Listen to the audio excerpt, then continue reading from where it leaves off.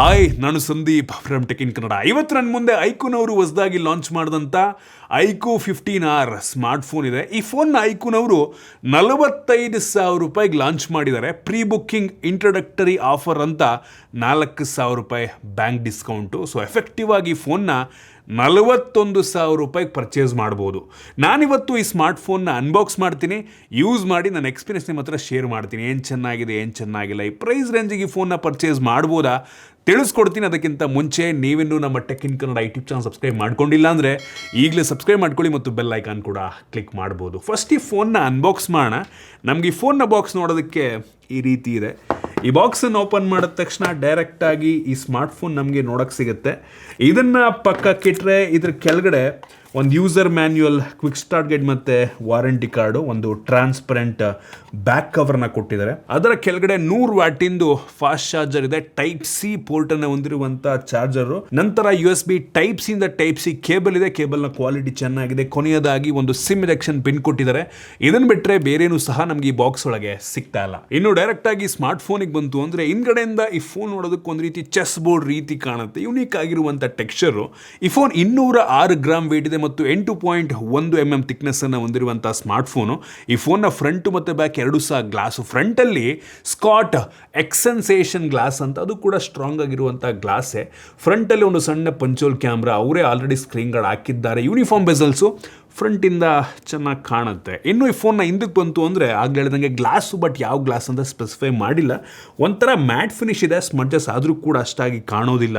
ಈ ಫೋನ್ನ ಹಿಂದೆ 2 ಕ್ಯಾಮ್ರಾ ಇದೆ, ಸಿಂಗಲ್ LED ಫ್ಲ್ಯಾಶು, ಚೆನ್ನಾಗಿ ಕಾಣುತ್ತೆ ಹಿಂದೆನೂ ಕೂಡ. ಮತ್ತು ಅಲ್ಯೂಮಿನಿಯಂ ಫ್ರೇಮನ್ನು ಕೊಟ್ಟಿದ್ದಾರೆ.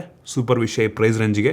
USB ಟೈಪ್ ಸಿ ಪೋರ್ಟ್ ಇದೆ, ಯಾವುದೇ ಹೆಡ್ಫೋನ್ ಜಾಕ್ ಇಲ್ಲ ಮತ್ತು ಡೆಡಿಕೇಟೆಡ್ SD ಕಾರ್ಡ್ ಸ್ಲಾಟ್ ಕೂಡ ಇಲ್ಲ. 2 ನ್ಯಾನೋ ಸಿಮ್ಮನ್ನು ಹಾಕೊಬೋದು ಮತ್ತು IR ಬ್ಲಾಸ್ಟರ್ ಸಹ ಇದೆ. ಸೊ IR ಸಪೋರ್ಟ್ ಆಗುವಂಥ ಡಿವೈಸನ್ನು ಈ ಫೋನಿಂದನೇ ಕಂಟ್ರೋಲ್ ಮಾಡ್ಬೋದು.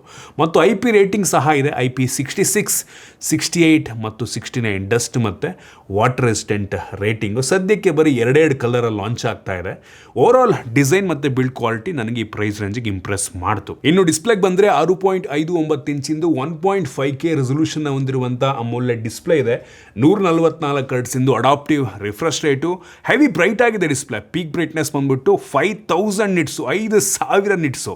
ಹೈ ಬ್ರೈಟ್ನೆಸ್ ಮೋಡಲ್ಲೇ 1800 ನಿಟ್ಸ್ ತನಕ ಡಿಸ್ಪ್ಲೇ ಬ್ರೈಟ್ ಆಗುತ್ತೆ. HDR10+ ಕೊಟ್ಟಿದ್ದಾರೆ. 10 ಬಿಟ್ ಡಿಸ್ಪ್ಲೇ. PWM ಡಿಮ್ಮಿಂಗ್ ಕೂಡ ತುಂಬ ಜಾಸ್ತಿ ಇದೆ. ಡಿಸ್ಪ್ಲೇ ಚೆನ್ನಾಗಿದೆ ಈ ಪ್ರೈಸ್ ರೇಂಜಿಗೆ. ಇನ್ನು ಸ್ಟೋರೇಜ್ ವೇರಿಯಂಟಿಗೆ ಬಂತು ಅಂದರೆ ಸದ್ಯಕ್ಕೆ 3 ವೇರಿಯಂಟಲ್ಲಿ ಲಾಂಚ್ ಆಗ್ತಾ ಇದೆ. ಅಪ್ ಟು 12 GB ತನಕ ರ್ಯಾಮ್ ವೇರಿಯಂಟ್ ಇದೆ ಮತ್ತು 512 GB ತನಕ ಸ್ಟೋರೇಜ್ ವೇರಿಯಂಟನ್ನು ಪರ್ಚೇಸ್ ಮಾಡ್ಬೋದು.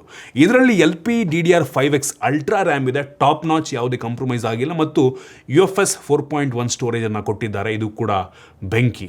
ಈ ರ್ಯಾಮು ಸ್ಟೋರೇಜಲ್ಲಿ ಯಾವುದೇ ಕಾಂಪ್ರಮೈಸ್ ಆಗಿಲ್ಲ. ಇನ್ನು ಪರ್ಫಾರ್ಮೆನ್ಸಿಗೆ ಬಂತು ಅಂದರೆ ಹೆವಿ ಪವರ್ಫುಲ್ ಆಗಿರುವಂಥ ಸ್ನ್ಯಾಪ್ಡ್ರ್ಯಾಗನ್ 8 Gen 5 ಪ್ರೊಸೆಸರ್ ಇದೆ. ನಾವು ಒಂಥದ್ದು ಬೆಂಚ್ ಮಾರ್ಕ್ ಚೆಕ್ ಮಾಡಿದಂಗೆ ಸುಮಾರು 30,56,000 ರೇಟಿಂಗ್ ಅನ್ನು ಕೊಡ್ತಾ ಇದೆ. ಸದ್ಯಕ್ಕೆ ಸ್ಮಾರ್ಟ್ ಫೋನ್ಗೆ ಡೈರೆಕ್ಟ್ ಕಾಂಪಿಟೇಷನ್ ಅಂತ ಅಂದರೆ OnePlus 15R. ಈ ಫೋನ್ನು ಕೂಡ 15R ಅಂತಲೇ ಲಾಂಚ್ ಮಾಡಿದ್ದಾರೆ. ಅದರಲ್ಲೂ ಕೂಡ ಸೇಮ್ ಪ್ರೊಸೆಸರ್ ಇದೆ. ಸೊ ಅದು ಕೂಡ ಸಿಮಿಲರ್ ಪ್ರೈಸ್ ರೇಂಜಲ್ಲೇ ಲಾಂಚ್ ಆಗಿದೆ. ನಿಮಗೆ ಈ ಫೋನ್ಗೆ ಮತ್ತು OnePlus 15Rಗೆ ಕಂಪ್ಯಾರಿಸನ್ ವಿಡಿಯೋ ಬೇಕಾ ದಯವಿಟ್ಟು ಕಾಮೆಂಟ್ ಮಾಡಿ. ಸೊ ನಾವು ಈ ಬೆಂಚ್ ಮಾರ್ಕ್ ಮಾಡೋ ಟೈಮಲ್ಲಿ ಬ್ಯಾಟ್ರಿ ಡ್ರೈನ್ ನಾವು ಟೆಸ್ಟ್ ಮಾಡ್ದಂಗೆ ತುಂಬ ನಾರ್ಮಲ್ ಆಗಿತ್ತು. ಟೆಂಪ್ರೇಚರ್ ವೇರಿಯೇಷನ್ ಕೂಡ ತುಂಬ ನಾರ್ಮಲ್ ಆಗಿತ್ತು. ಮ್ಯಾಕ್ಸಿಮಮ್ 52 ಡಿಗ್ರಿ ಸೆಲ್ಸಿಯಸ್ ತನಕ ಹೋಯಿತು. ಬ್ಯಾಟ್ರಿ ಡ್ರೈನ್ ಒಂದು 6% ಆಯಿತು. ಎರಡು ಕೂಡ ನಾರ್ಮಲ್ ಅನ್ನಿಸ್ತು ನನಗೆ. ಮತ್ತು ಗೀಕ್ಬೆಂಚ್ ಸ್ಕೋರ್ನ ಕೂಡ ನಾನು ನಿಮಗೆ ತೋರಿಸ್ತಾ ಇದು ಕೂಡ ಒಳ್ಳೆ ಸ್ಕೋರನ್ನು ಕೊಟ್ಟಿದೆ. ಇನ್ನು ಗೇಮಿಂಗ್ ಟೆಸ್ಟ್ ನಾವು ಮಾಡ್ದಂಗೆ ಇದರಲ್ಲಿ ಗೇಮಿಂಗೋಸ್ಕರ ಒಂದು ಡೆಡಿಕೇಟೆಡ್ Q2 ಚಿಪ್ ಅಂತ ಇದೆ, ಆಯಿತಾ, ಸೂಪರ್ ಕಂಪ್ಯೂಟಿಂಗ್ ಚಿಪ್ ಅಂತ. ಸೊ ಫ್ರೇಮ್ ರೇಟನ್ನು ಇಂಪ್ರೂವ್ ಮಾಡುತ್ತಂತೆ ಅದು. ಸೊ ಓಕೆ, ಎಕ್ಸ್ಟ್ರಾ ಏನು ಕೊಟ್ಟರು ಒಳ್ಳೆಯದೇ. ನಾವು BGMI ಚೆಕ್ ಮಾಡ್ದಂಗೆ ಸ್ಮೂತಲ್ಲಿ ಅಲ್ಟ್ರಾ ಎಕ್ಸ್ಟ್ರೀಮ್ ಆಪ್ಷನ್ ಇದೆ, ಆಯಿತಾ. Super smooth 120 FPS game play support ಇದೆ. ಅಂದರೆ ಗೇಮ್ ಒಳಗಡೆ 120 FPS ಸಿಕ್ಬಿಡುತ್ತೆ ನಮಗೆ.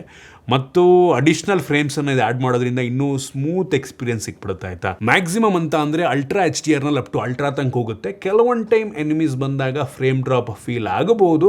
ಸೊ ಅದು ನಂಗೆ ಅನ್ನಿಸ್ತಂಗೆ ಆಪ್ಟಿಮೈಸೇಷನ್ ಇಶ್ಯೂ, ಆಯಿತಾ. ಏನಕ್ಕೆ ಅಂದರೆ ಇದರಲ್ಲಿ ಪವರ್ಫುಲ್ ಆಗಿರುವಂಥ ಪ್ರೊಸೆಸರ್ ಇರೋದ್ರಿಂದ ಯಾವ ಗೇಮನ್ನು ಬೇಕಾದರೂ ಐ ಸೆಟ್ಟಿಂಗಲ್ಲೇ ಹ್ಯಾಂಡಲ್ ಮಾಡಬಲ್ ಅಂತ ಕೆಪಾಸಿಟಿ ಇದೆ. ಮತ್ತು ಇದರಲ್ಲಿ ಲಾಸ್ಲೆಸ್ 144 FPS ಇಂಟರ್ಪೊಲೇಷನ್ನ ಮುಖಾಂತರ ನಿಮಗೆ ಗೇಮ್ ಪ್ಲೇ ಸಿಗುತ್ತೆ ಆಯಿತಾ 144 FPS ಅಂದರೆ ಅಡಿಷ್ನಲ್ ಫ್ರೇಮ್ಸನ್ನು ಆ್ಯಡ್ ಮಾಡುತ್ತೆ ಅಂತ. ಜೊತೆಗೆ ಗೇಮ್ ಟೂಲ್ಸು ಪರ್ಫಾರ್ಮೆನ್ಸ್ ಪ್ಯಾನಲ್ ಎಲ್ಲ ಸಿಗ್ತಾ ಇದೆ. ಸೊ ಸ್ಲೈಡ್ ಮಾಡೋದು ಲೆಫ್ಟಿಗೆ. ಮತ್ತು BGMI ನಿಮಗೆ ಸೂಪರ್ ರೆಸೊಲ್ಯೂಷನ್ ಸಪೋರ್ಟ್ ಇದೆ, ಅಪ್ ಟು 1.5K ರೆಸೊಲ್ಯೂಷನ್ ತನಕ.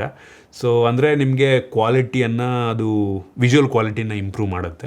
ಮತ್ತು 1.5K 60 FPS ತನಕ ನೀವು ಬೇಕು ಅಂದರೆ ಗೇಮನ್ನು ಲೈವ್ ಸ್ಟ್ರೀಮ್ ಮಾಡುವಂಥ ಆಪ್ಷನ್ ಸಹ ಇದೆ. ಯೂಶ್ವಲಿ ಐಕ್ಯೂ ಫೋನ್ಗಳಲ್ಲಿ ಈ ಡೆಸಿಪೇಷನ್ ಆ್ಯಕ್ಚುಲಿ ತುಂಬ ಚೆನ್ನಾಗಿರುತ್ತೆ. ಇದರಲ್ಲೂ ಕೂಡ ತುಂಬ ದೊಡ್ಡ ವೇಪರ್ ಚೇಂಬರ್ನ ಕೊಟ್ಟಿದ್ದಾರೆ ಆಯಿತಾ. ಸೊ ಐಸ್ಕೋರ್ ವೇಪರ್ ಚೇಂಬರ್ ಅಂತೆ ಏನಾನ ಹೆಸರನ್ನು ಹಾಕ್ತಾರೆ. ಒಟ್ಟಿನಲ್ಲಿ ಪರ್ಫಾರ್ಮೆನ್ಸ್ ಈ ಫೋನಿಂದು ಚೆನ್ನಾಗಿದೆ, ಯಾವುದು ಕಾಂಪ್ರಮೈಸ್ ಆಗಿದೆ ಈ ಪ್ರೈಸ್ ರೇಂಜಿಗೆ ಅಂತ ಅನ್ನಿಸ್ಲಿಲ್ಲ. ಇನ್ನು ಡೈರೆಕ್ಟಾಗಿ ಕ್ಯಾಮ್ರಾ ಬಗ್ಗೆ ಮಾತನಾಡಬೇಕು ಅಂದರೆ ಈ ಫೋನ್ನ ಹಿಂದೆ 2 ಕ್ಯಾಮ್ರಾ ಇದೆ. 50 MP main sensor, f1.88 aperture. ಇದು ಸೋನಿ LYT 700V ಸೆನ್ಸಾರ್ ಆಯಿತಾ. ಸೊ ಇನ್ನೊಂದು 8 MP ultra wide angle camera clarity ನನಗೆ ಅಷ್ಟೊಂದೇನು ಇಂಪ್ರೆಸ್ ಮಾಡಲಿಲ್ಲ. ಈ ಪ್ರೈಸ್ ರೇಂಜಿಗೆ ನಂಗೆ ಅನ್ನಿಸ್ದಂಗೆ ಬೆಟರ್ ಕ್ಯಾಮ್ರಾ ಫೋನ್ಸ್ಗಳು ಸಿಗುತ್ತೆ. ವಿವೋದಲ್ಲಿ ತುಂಬ ಒಳ್ಳೆ ಕ್ಯಾಮ್ರಾ ಆಪ್ಷನ್ ಇದೆ ಇದಕ್ಕಿಂತ. ಇದು ನನಗೆ ಅಷ್ಟೊಂದೇನು ಇಂಪ್ರೆಸ್ ಮಾಡಲಿಲ್ಲ ಕ್ಯಾಮ್ರಾ. ಓಕೆ, ಇನ್ನೂ ಚೆನ್ನಾಗಿರ್ಬೋದಾಗಿತ್ತು. ಈ ಬೆಲೆಗೆ ಆಗಲಿ ಹೇಳ್ದಂಗೆ ಇದಕ್ಕಿಂತ ಚೆನ್ನಾಗಿರುವಂಥದ್ದು ನಾನು ನೋಡಿದ್ದೀನಿ. ಸೊ ಎರಡರದ್ದು ಸ್ಯಾಂಪಲ್ ನಾನು ನಿಮಗೆ ತೋರಿಸ್ತಾ ಇದ್ದೀನಿ. ಫ್ರಂಟ್ ಕ್ಯಾಮ್ರಾ 32 MP ಇದೆ, ವೈಡ್ ಆಗಿದೆ, ಕ್ಲಾರಿಟಿ ಓಕೆ ಅಂತೀನಿ ಆಯಿತಾ. ಸೊ ಕ್ಯಾಮ್ರಾ ಇನ್ನೂ ಇಂಪ್ರೂವ್ ಆಗ್ಬೋದಾಗಿತ್ತು ನಂಗೆ ಅನ್ನಿಸ್ದಂಗೆ. ನಿಮಗೆ ಈ ಸ್ಯಾಂಪಲ್ ನೋಡಿ ಏನಿಸ್ತು? ನಾವು ತೆಗ್ದಿರುವಂಥ ಲೊಕೇಶನ್ ಲೈಟಿಂಗ್ ಎಲ್ಲ ಚೆನ್ನಾಗಿದೆ, ಅದು ನೋಡ್ಕೊಂಡು ಜಡ್ಜ್ ಮಾಡಿಬಿಡಿ ಆ್ಯಕ್ಚುಲಿ. ಸೊ ನಾವು ತೆಗ್ದಿರೋಕ್ಕೆ ಚೆನ್ನಾಗಿ ತೆಗ್ದಿದ್ವಿ, ಬಟ್ ಕ್ಯಾಮ್ರಾ ಇನ್ನೂ ಇಂಪ್ರೂವ್ ಆಗ್ಬೋದಾಗಿತ್ತು ಅಂತ ಪರ್ಸ್ನಲಿ ನನಗೆ ಅನಿಸಿದ್ದು. ಇನ್ನು ವೀಡಿಯೋಗ್ರಫಿಗೆ ಬಂತು ಅಂದರೆ ಈ ಫೋನ್ನ ಫ್ರಂಟು ಮತ್ತು ಬ್ಯಾಕ್ ಎರಡೂ ಸಹ 4K 60 FPS ವೀಡಿಯೋ ರೆಕಾರ್ಡಿಂಗನ್ನು ಮಾಡುತ್ತೆ. ಸೂಪರ್, ಎರಡಕ್ಕೂ 4K ಕೊಟ್ಟಿದ್ದಾರೆ, ಒಳ್ಳೆಯದು. ಅದು ಕೂಡ 60 FPS. ಇನ್ನು ಕ್ಯಾಮ್ರಾ AI ಫೀಚರಿಗೆ ಬಂತು ಅಂದರೆ ನಮ್ಗೆ ಇದರಲ್ಲೂ ಕೂಡ ವಿವೋ ರೀತಿ AI seasonal portrait, image expander, eraser ಎಲ್ಲ ಗ್ಯಾಲರಿ ಒಳಗೆ ಸಿಗ್ತಾ ಇದೆ. ಸೊ ಯೂಸರ್ ಫ್ರೆಂಡ್ಲಿ ಇದೆ. ಕ್ಯಾಮ್ರಾ ಅಪ್ಲಿಕೇಶನ್ ಕೂಡ ಚೆನ್ನಾಗಿದೆ, ಸೇಮ್ ವಿವೋ ಕ್ಯಾಮ್ರಾ ರೀತಿಯಲ್ಲೇ ಅನಿಸುತ್ತೆ. ಸೊ ಕ್ಯಾಮ್ರಾ ಚೆನ್ನಾಗಿರ್ಬೇಕಾಗಿತ್ತು ನಂಗೆ ಅನ್ನಿಸ್ದಂಗೆ ಇನ್ನೂ. Okay camera. ಇನ್ನು ಸೆಕ್ಯೂರಿಟಿ ಬಗ್ಗೆ ಮಾತನಾಡಬೇಕು ಅಂತ ಅಂದರೆ 3D ultrasonic finger print sensor ನಮಗೆ ಈ ಪ್ರೈಸ್ ರೇಂಜಿಗೆ ಸಿಗ್ತಾ ಇದೆ. ಒಳ್ಳೆಯದು. ಮುಂಚೆ ಪ್ರೀಮಿಯಂ ಫೋನಲ್ಲಿ ಮಾತ್ರ ಇರ್ತಾಯಿತ್ತು ಅಂಡರ್ ಡಿಸ್ಪ್ಲೇ. ಫೇಸ್ ಅನ್ಲಾಕ್ ಇದೆ, ಎರಡೂ ಕೂಡ ಫಾಸ್ಟಾಗಿ ಅನ್ಲಾಕನ್ನು ಮಾಡುತ್ತೆ. ಮತ್ತು ವೈಡ್ ವೈನ್ L1 ಸೆಕ್ಯೂರಿಟಿ ಕೂಡ ಇದೆ. ಸೊ ನೆಟ್ಫ್ಲಿಕ್ಸ್ ಪ್ರೈಮಲ್ಲಿ HD ಕಂಟೆಂಟ್ ಪ್ಲೇ ಮಾಡ್ಬೋದು. ಇನ್ನು OS ಬಂತು ಅಂದರೆ ಆ್ಯಂಡ್ರಾಯ್ಡ್ 16 ಬೇಸ್ ಮಾಡಿ ಆಗ್ತಿರುವಂಥ ಆರಿಜಿನ್ OS 6 ಸೇಮ್ ವಿವೋ ಫೋನಲ್ಲಿ ಏನಿರುತ್ತೆ ಅದು ಇದರಲ್ಲೂ ಕೂಡ ಸಿಗ್ತಾ ಇದೆ. ಅವರೇ ಕನ್ಫರ್ಮ್ ಮಾಡಿರೋ ಪ್ರಕಾರ ಈ ಫೋನ್ಗೆ 4 ವರ್ಷಗಳ OS ಅಪ್ಡೇಟು ಮತ್ತು 6 ವರ್ಷಗಳ ಸೆಕ್ಯೂರಿಟಿ ಪ್ಯಾಚನ್ನು ಕೊಡ್ತಾರಂತೆ. ತುಂಬ ಒಳ್ಳೆಯದು ಮತ್ತು ಅವಶ್ಯಕತೆ ಇರುವಂಥ ಎಲ್ಲ AI ಫೀಚರ್ನ ಕೊಟ್ಟಿದ್ದಾರೆ. ನೋಟ್ ಅಸಿಸ್ಟ್ ಆಗಿರ್ಬೋದು, ಸರ್ಕಲ್ ಟು ಸರ್ಚ್ ಆಗಿರ್ಬೋದು, ಮತ್ತು ಟ್ರಾನ್ಸ್ಲೇಷನ್ ಮಾಡುವಂಥದ್ದು AI ಮುಖಾಂತರ, ಇದೆಲ್ಲದು ಕೂಡ ಇದೆ. ಬೇಸಿಕ್ ಇದೆ. ಜರ್ನಲ್ ಎಲ್ಲ ಸಿಗ್ತಾಯಿಲ್ಲ, ನಂಗೆ ಗೊತ್ತಿಲ್ಲ ಅದನ್ನ ಎಷ್ಟು ಜನ ಯೂಸ್ ಮಾಡ್ತೀರಾ ಅಂತ. ಮತ್ತು OS ಆ್ಯಕ್ಚುಲಿ ತುಂಬ ಸ್ಮೂತಾಗಿದೆ, ಆಪ್ಟಿಮೈಸೇಷನ್ ಚೆನ್ನಾಗಿ ಮಾಡಿದರೆ, ಕಸ್ಟಮೈಸೇಷನ್ ಕೂಡ ಇದೆ, ಕೆಲವೊಂದು ಬೇಡದಿರೋಂಥ ಅಪ್ಲಿಕೇಶನ್ ಇದೆ. ಬಿಟ್ಟರೆ OS ಅಂತೂ ತುಂಬ ಸ್ಮೂತಾಗಿದೆ ಅನ್ನಿಸ್ತು ನನಗೆ. ಸೇಮ್ ವಿವೋ OS ರೀತಿಯಲ್ಲೇ ಏನಕ್ಕೆ ಎರಡು ಸೇಮ್ OS ಅಲ್ವಾ ಆಬ್ವಿಯಸ್ಲಿ. ಇನ್ನು ಬ್ಯಾಟ್ರಿಗೆ ಬಂತು ಅಂದರೆ 7600 mAh ಕೆಪಾಸಿಟಿ ಬ್ಯಾಟ್ರಿ, ತುಂಬ ದೊಡ್ಡ ಬ್ಯಾಟ್ರಿ ಇದೆ. ಮತ್ತು ಬಾಕ್ಸ್ ಒಳಗೆ 100 ವ್ಯಾಟಿಂದು ಫಾಸ್ಟ್ ಚಾರ್ಜರ್ನ ಕೊಟ್ಟಿದ್ದಾರೆ. ಸ್ಪೀಕರ್ ಸ್ಟೀರಿಯೋ ಸ್ಪೀಕರು, ಡ್ಯುಯಲ್ ಸ್ಪೀಕರ್ನ ಕ್ಲಾರಿಟಿ ಚೆನ್ನಾಗಿದೆ, ಜೋರಾಗಿ ಕೇಳುತ್ತೆ ಒಂದು ಲೆವೆಲ್ಗೆ.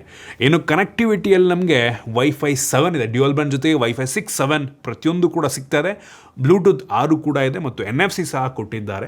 ಅವಶ್ಯಕತೆ ಇರುವಂಥ 5G ಬ್ಯಾಂಡ್ಸು, ಸೆನ್ಸಾರ್ಸ್ ಪ್ರತಿಯೊಂದು ಕೂಡ ಸಿಗ್ತಾ ಇದೆ. ಕ್ಯಾರಿಯರ್ ಅಗ್ರಿಗೇಷನ್ ಸಹ ಇದೆ. ಸೊ ಇಷ್ಟು ಈ ಫೋನಿಂದು ಕೆಲವೊಂದು ಮೇನ್ ಫೀಚರ್ಸ್. ನೀವಾಗಾದರೆ ಕೇಳಬಹುದು ಈ ಫೋನ್ನ ಈ ಪ್ರೈಸ್ ರೇಂಜಿಗೆ ಪರ್ಚೇಸ್ ಮಾಡ್ಬೋದಾ ಅಂತ. ನಂಗೆ ಅನಿಸಿದ್ದು ಈ ಫೋನ್ ಈ ಪ್ರೈಸ್ ರೇಂಜಿಗೆ 40-41 ಸಾವಿರ ರೂಪಾಯಿಗೆ ಬ್ಯಾಂಕ್ ಆಫರ್ ಇನ್ಕ್ಲೂಡ್ ಮಾಡ್ಕೊಂಡು ನೀವು ತೊಗೋತಾ ಇದ್ದೀರಾ ಅಂದರೆ ಈ ಇಂಟ್ರಡಕ್ಟರಿ ಪ್ರೈಸಲ್ಲಿ ಓಕೆ ಚೆನ್ನಾಗಿ. ಸದ್ಯಕ್ಕೆ ಈ ಪ್ರೊಸೆಸರ್ ಇರುವಂಥ ಮೋಸ್ಟ್ ಅಫೋರ್ಡಬಲ್ ಫೋನ್ ಸದ್ಯಕ್ಕೆ ಆಯಿತಾ. ಫ್ಯೂಚರಲ್ಲಿ ಇನ್ನೂ ಕಡಿಮೆಗೆ ಲಾಂಚ್ ಮಾಡ್ಬೋದೇನೋ. ಸ್ನ್ಯಾಪ್ಡ್ರ್ಯಾಗನ್ 8 Gen 5 ಇದಕ್ಕಿಂತ ಕಡಿಮೆಗೆ ಸದ್ಯಕ್ಕಂತೂ ಸಿಗ್ತಾ ಇಲ್ಲ ಆಯಿತಾ. ನಮ್ಮ ದೇಶದಲ್ಲಿ ಲಾಂಚ್ ಆಗಿರುವಂಥ ಫೋನ್ಗಳಲ್ಲಿ, ಬೇರೆ ದೇಶದಲ್ಲಿ ಇನ್ನೂ ಕಡಿಮೆಗೆ ಸಿಗುತ್ತೆ. ನಮ್ಮ ದೇಶದಲ್ಲಿ ಸದ್ಯಕ್ಕೆ ಎರಡೇ ಆಪ್ಷನ್ ಆಗಲಿ ಹೇಳ್ದಂಗೆ, OnePlus 15R ಮತ್ತು iQOO 15R. ಸೊ ಅದಕ್ಕಿಂತ ಸ್ವಲ್ಪ ಈ ಬ್ಯಾಂಕ್ ಆಫರ್ ಇನ್ಕ್ಲೂಡ್ ಮಾಡಿಕೊಂಡ್ರೆ ಸ್ವಲ್ಪ ಕಡಿಮೆ ಇದೆ ನೋಡ್ರಪ್ಪ. ಸೊ ಗೇಮರ್ಸ್ಗಳು ಯಾರು ಇದ್ದರೆ, ಗೇಮಿಂಗೋಸ್ಕರ ಫೋನ್ ತಗೋಬೇಕು ಅಂತ ಅಂದ್ಕೊಂಡಿದ್ರೆ ಒಂದು ಆಪ್ಷನ್ ಆಗಬಹುದು, ಚೆನ್ನಾಗಿದೆ. ಇನ್ನೂ ಕಡಿಮೆಗೆ ಲಾಂಚ್ ಆಗಿದ್ರೆ ಚೆನ್ನಾಗಿರುತ್ತೆ. ಒಂದು 35 ಸಾವಿರ ರೂಪಾಯಿಗೆ ಲಾಂಚ್ ಆಗಿಬಿಟ್ಟಿದ್ರೆ ನೆಕ್ಸ್ಟ್ ಲೆವೆಲ್ ಇರ್ತಿತ್ತು. ಬಟ್ ಏನು ಮಾಡೋಕ್ಕಾಗಲ್ಲ, ಬೇರೆ ಆಪ್ಷನ್ನೂ ಇಲ್ವಲ್ಲ, ಇನ್ನೇನು ಮಾಡ್ತೀರಾ? ಬೇರೆ ಆಪ್ಷನ್ನೇ ಇಲ್ವಲ್ಲ. ಸೊ ಇಷ್ಟು ಈ ಫೋನ್ನ ಬಗ್ಗೆ ನನ್ನ ಆನೆಸ್ಟ್ ಒಪಿನಿಯನ್. ನಿಮ್ಗೆ ಇದ್ರ ಬಗ್ಗೆ ಏನು ಅನ್ನಿಸ್ತು ಕಾಮೆಂಟ್ ಮಾಡಿ. ಇಷ್ಟ ಆಗಿದ್ರೆ ಲೈಕ್ ಮಾಡಿ, ಶೇರ್ ಮಾಡಿ. ಇದೇ ರೀತಿ ನಮ್ಮ ಬೇರೆ ಬೇರೆ ವೀಡಿಯೋಗಳಿಗೆ ನಮ್ಮ tech in Kannada YouTube channel subscribe ಮಾಡ್ಕೊಂಡಿಲ್ಲ ಅಂದರೆ ಈಗಲೇ ಸಬ್ಸ್ಕ್ರೈಬ್ ಮಾಡ್ಕೊಳ್ಳಿ ಮತ್ತು ಬೆಲ್ ಐಕಾನ್ ಕೂಡ ಕ್ಲಿಕ್ ಮಾಡ್ಬೋದು. ಸಿಗೋಣ ಮತ್ತೆ ಮುಂದಿನ ವೀಡಿಯೋದಲ್ಲಿ.